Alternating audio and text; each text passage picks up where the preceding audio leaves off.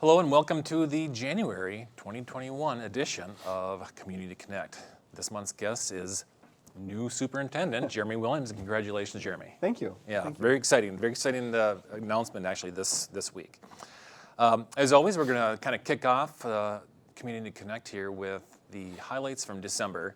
And believe it or not, there were a lot of highlights. So let's kind of talk about them. So to kick off the month, the Chamber, we hosted a call with Avera leadership to talk about updates. You know, at the time they were looking for they were in a presidential search. They kind of talked about what was going to happen with the Carlson Street building. So it's a really good call. Of course, lots of things have changed at Avera since then. Obviously, they've made an announcement for a CEO, and now now they also have the vaccines on site, which is good to see too.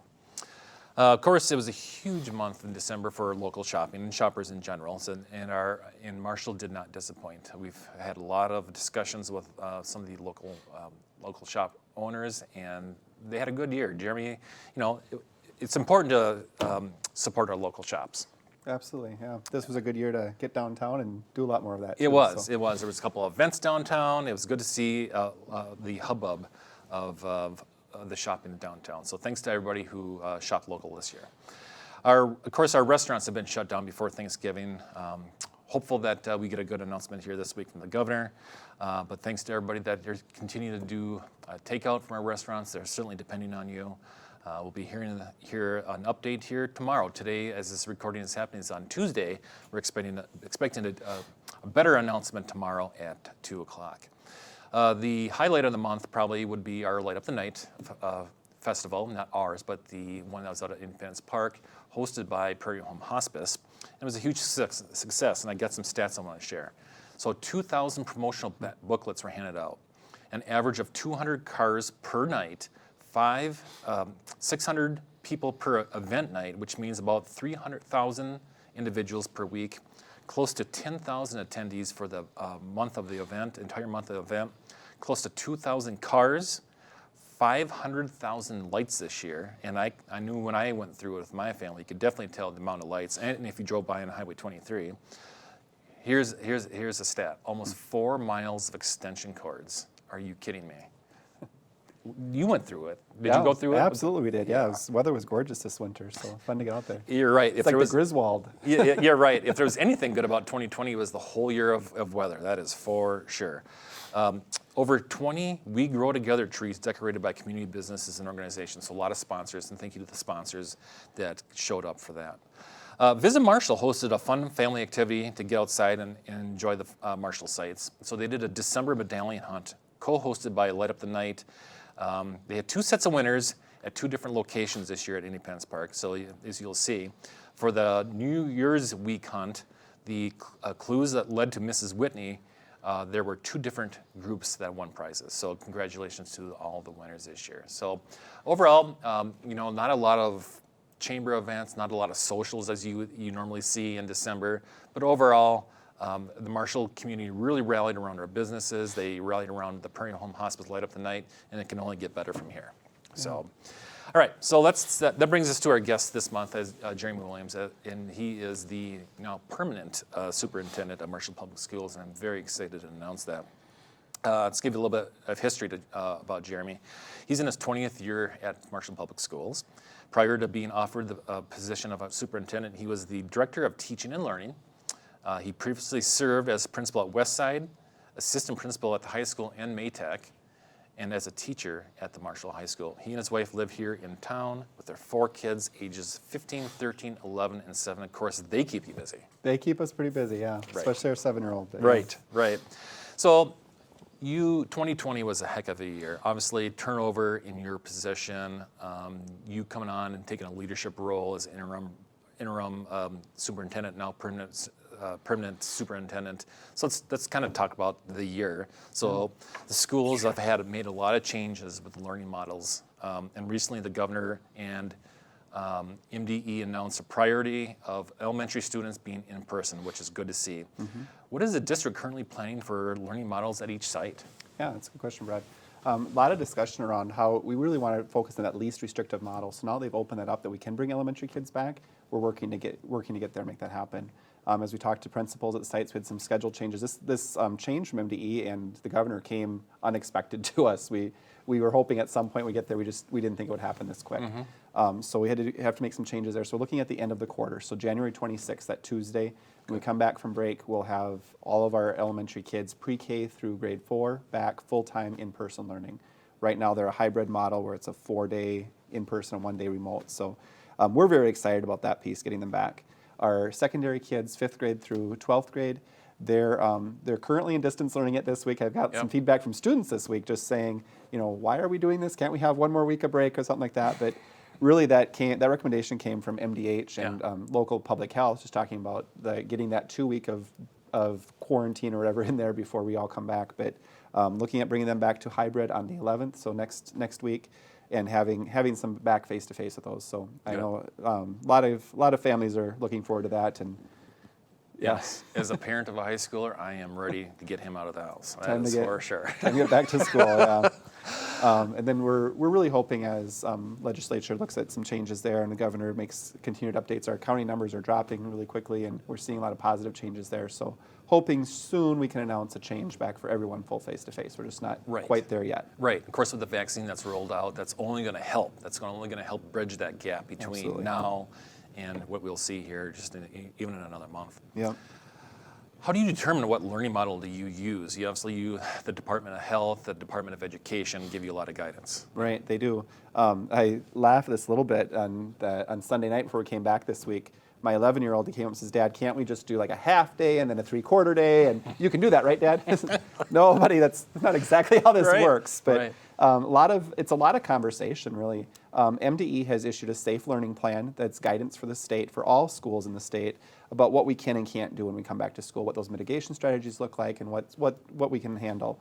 Ultimately, it comes down to a conversation with our local public health and with MDH. And we talk about here are the strategies we have in place, here's what our county numbers look like, here's what even more than county numbers, what our school numbers look like with current number of cases, current number of quarantines, current number of close contacts. That's data we're tracking, we're watching very closely. And then with that, we get a recommendation from them. They say, here's what we feel is safe.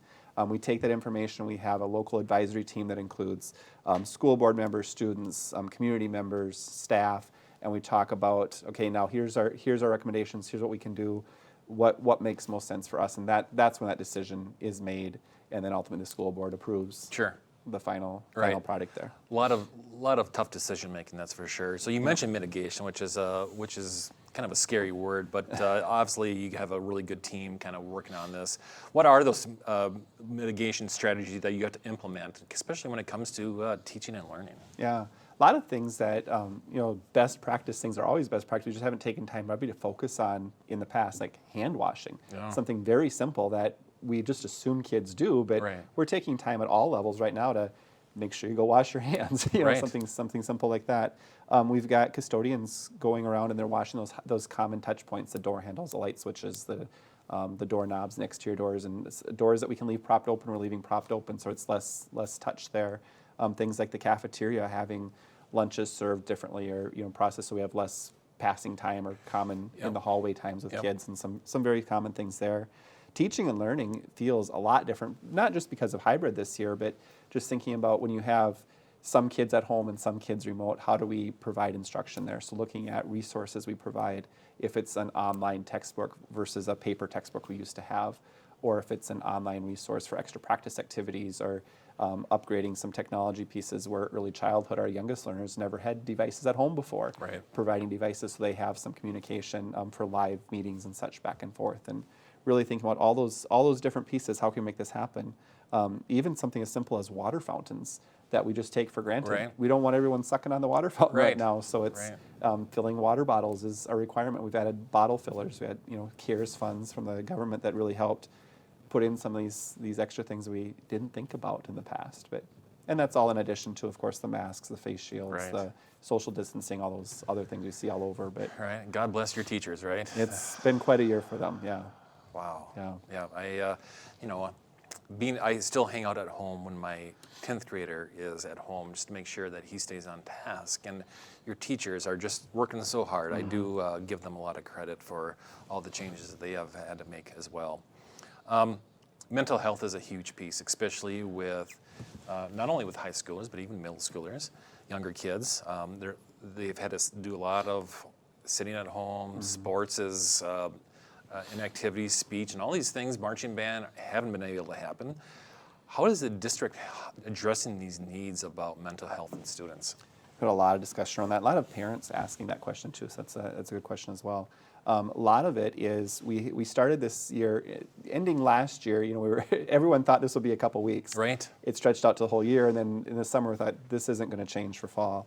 So we did some training actually with our whole admin team this fall in trauma-informed learning. So recognizing trauma, not just with students, but within staff members, with each other as well. How to recognize that there's something going on, how to respond to it, and how to refer to services that might help provide extra service for students and staff.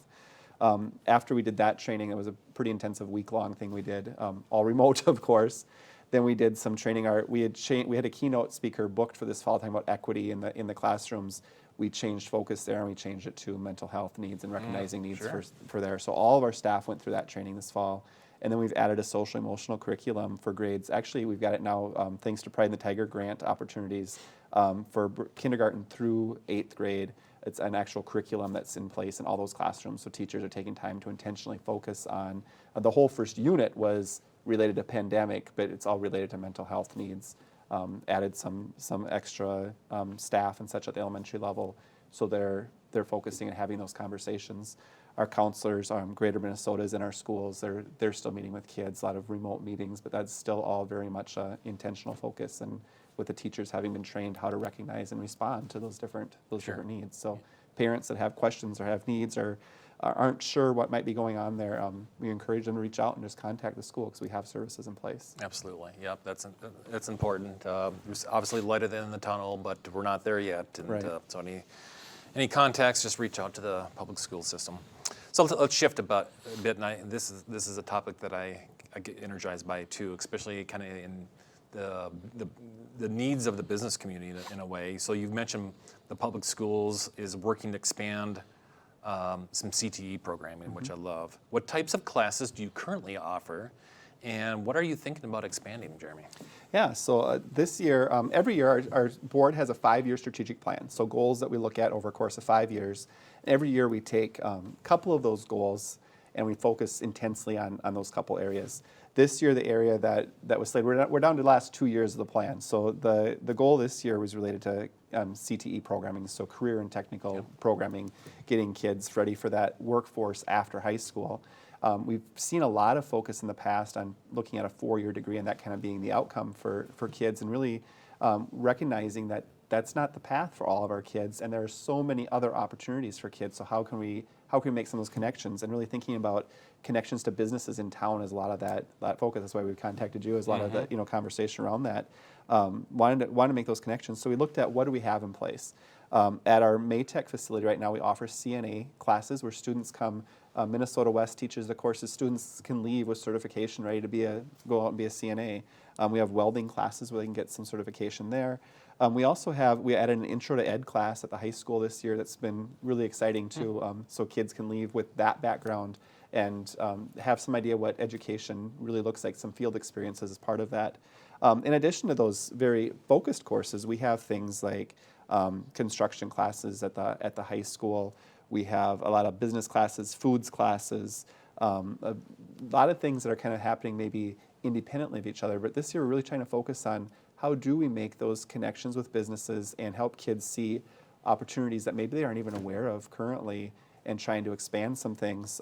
We've had conversations with local businesses looking at maybe some areas we could expand in that we don't offer much in right now are related to transportation field, auto mechanics, auto body, repair, that kind of thing, maybe construction trades, some plumbing, electrical, these real hands-on things. And we know we can connect to kids that there's so many opportunities for employment in town with so many different employers, and just trying to line that up and make that happen for our kids. Absolutely. I know our employers would love to hear that. Even before the pandemic hit, it was those blue-collar type of businesses that were constantly calling and constantly posting jobs, looking for help, and all they would do at the time is they're just taking one from the other. But if we can produce our own right out of our high school, I know that'll be a big hit for them.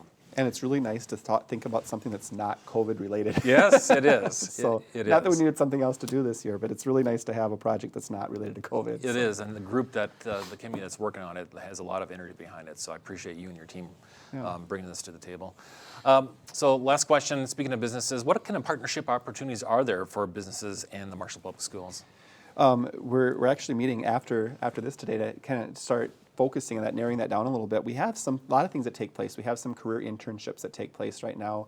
We have some businesses that might come and speak to schools. We want to be able to expand that to offer to more of our kids. To really, the idea is to get them involved with business owners and business members in town and find out what opportunities are in town. So it might be internships, it might be externships for some of our teachers, it might be just guest speakers in classrooms, it might be job shadows at different places, and all those things. So one of the things that we'd really like to see happen for next year is have a work-learn coordinator or something like that be part of this conversation, where someone's that liaison between businesses and the schools, because we know that businesses are saying we need this, and we know that the school is saying we need this, but it's just the conversation hasn't happened to the extent we'd like to see it expand to. Sure. Well, good discussion. If there was one message that you had for the watchers out there today, what would it be for 2021? For 2021, we're hoping to get back to some normal. We really want to get those experiences back for our kids that we know haven't been the same. You mentioned earlier marching band and basketball and football and speech and all these things that we got to get back to some of that. So that's really our goal, is we want to get that least restrictive model we can for kids. We want to do it safely, so we want to really focus on bringing back as many of those experiences as we can this year for our kids. Good. Yep. And thanks for all you do, and thanks to all the teachers, not just at Marshall Public Schools, but all the schools through town. I mean, they're working so hard. The amount of online calls that they have had to do, it's pretty taxing on them. Of course, they probably have kids at home doing their own learning, and the teachers are at home. At least they were, and of course now they're mostly at the schools. So thanks to all the teachers and all the faculty that are working unusually hard in 2020. All right, so let's talk about January. A few things going on. More in-person learning, as Jeremy mentions, coming back on January 26th for the elementary age. More to come on the middle school and high school age. Tiger Winter Sports is coming back. So practice started yesterday. And January 14th is when games could potentially start, and scrimmages. So that's exciting. So stay tuned for some of those. Obviously, there won't limited. We'll find out soon if we can go watch. It'll probably just be parents, I would guess. But the team here, the Studio One team and Marshall Radio, does a great job broadcasting those games. This past weekend, Mustang hoops kicked off, and they took 3 out of 4 from Minot State. The boys went 1-1, and then the ladies went 2-0. So exciting times there, right here on campus. Wrestling and indoor track and field are also back as well. And another thing to kind of look out for is one more thing to do when the governor's announcement happens tomorrow. Hopefully that means we can start going to movies again, and our friends right here, right here at Studio One will do their show again here, I would imagine. So it's like I mentioned last month, it's the new version of Siskel and Ebert, so be on the lookout for these two. And go to the movie theater. They certainly need your business as well. And of course, the museum, they lost a lot of traffic in December, so go visit Jennifer at the museum. A couple chamber notes. Our Live Local Marshall, Minnesota group has really taken off. We have over 1,100 followers. Jeremy, are you on that? I am. It is. It's a lot of energy. A lot of energy, yeah. Very nice website to follow and see what's going on in the community. Yeah, so if you're not on it, it is called Live Local Marshall, MN. And businesses are putting their deals out, retailers, restaurants, and there's actually some other businesses, the YMCA, fitness facilities. Of course, it's the beginning of the year. It's time to get back on track with your fitness. But go on to the group, sign up today, or join today, I should say, and see what our businesses are all talking about. One chamber event of note, we have our orientation event next Thursday. We had 48 new members in 2020, which is a really good amount of new members, and we had 7 alone in December. So if you are a business that are interested in what the chamber is all about, it's next Thursday. You can be a current member, you can be a potential member, you can be somebody that's new in a position that's curious about what the chamber does in the community. Registration is on our website. So all these events are found on our website. We have a brand new look. It's marshallmn.com. marshallmn.org. The tourism, the Visit Marshall website is visitmarshallmn.com. Cassie and our team does a really nice job promoting things that are going on in Marshall, including the Medallion Hunt. So so check out the events there. Obviously, with the public schools, they have many. You can go to their website. You can go to the Marshall website. There's a lot of different ways to find out about the sporting activities as well for the Tigers. So thanks again. Congratulations again, Jeremy. It's nice to see you get rid of the interim tag. I think of the interim tag as like a coach sometimes in professional sports, but in this case, it was for a superintendent right here in Marshall, and we're glad to have Jeremy in that position. So next month, I have Michelle Leininger from the Marshall-Lyon County Library. They have held a lot of events during this last 9 months to keep people busy. So I'm thrilled to have Michelle on to hear from her about what to expect here in 2021. So again, thanks for tuning in today, and we'll see you in February.